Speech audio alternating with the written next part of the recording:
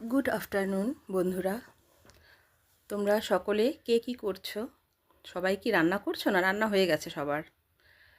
যা গরম পড়েছে, সকাল সকাল রান্না হয়ে গেলেই ভালো হয়, তাই না? দেখো, আজকে আমি সকালের জলখাবারে কী বানিয়েছি। এটা আমি সকালে জলখাবারে বানিয়েছি। আমি আলু, ময়দা, একটু অল্প চালের গুঁড়ো, অল্প আটা মিশিয়েছি এর মধ্যে, আর মিষ্টি আলু, যেটাকে আমরা রাঙা আলুও বলি, সেই আলু মেখেছি একসাথে একটু নরম হওয়ার জন্য। আলু, মিষ্টি আলু আর রাঙা আলু, আর হচ্ছে তোমার অল্প আটা দিয়েছি যাতে নরম হয়, দিয়ে খুব সুন্দর করে মেখেছি। নুন, হলুদ আর যা কিছু অল্প স্বল্প মশলা দিয়ে আমি সুন্দর করে মেখেছি। মেখে তারপরে তেল গরম করে আমি একটা একটা করে এরকমভাবে এগুলোকে বড়ার আকারে ভেজে নিয়েছি। হ্যাঁ, ভেজে তারপরে আমি নামিয়ে নিয়েছি। এই দেখো বড়াগুলো, এইভাবে আমি ভেজেছি। বড়াগুলো ভেজে নেওয়ার পরে এই দেখো আমি কি করেছি, এভাবে সব রেডি করেছি। তোমরা বুঝতে পারছো আমি কি করব, দেখে বুঝতে পারছো নিশ্চয়ই নাকি?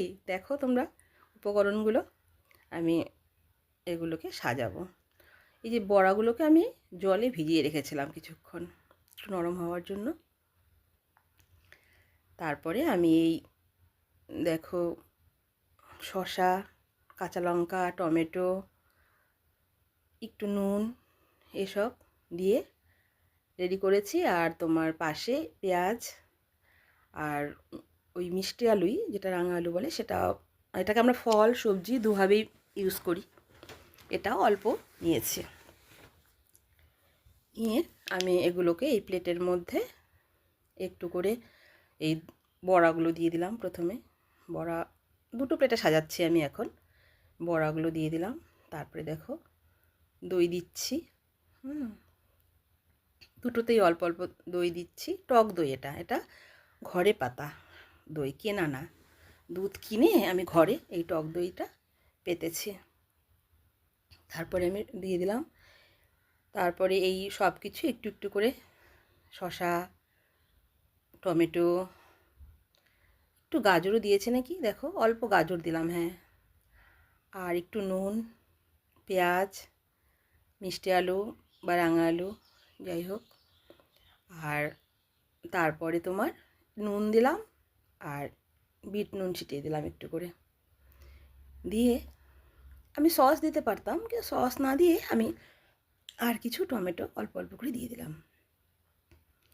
তারপরে এই একটু মুখরোচক হওয়ার জন্য আমি এই একটু করে চানাচুর উপর দিয়ে ছড়িয়ে দিচ্ছি। এটাতে একটু মুখরোচক হবে জিনিসটা। খুব গরম তো, তাই ভাবলাম আজকে সকালের টিফিনে আমি এই দই বড়াটা বানাই। টক দই খুব উপকারী হবে, সেই জন্য আমি আজকে এই দই বড়াটা বানালাম। এটা সকালে টিফিনে হয়েছে, এখন না। এখন রান্না মোটামুটি হয়েই গেছে আমার। যাই হোক, রান্নাটা আজকে আর তোমাদের দেখালাম না। হ্যাঁ, ঠিক আছে, ভালো থেকো। Good afternoon.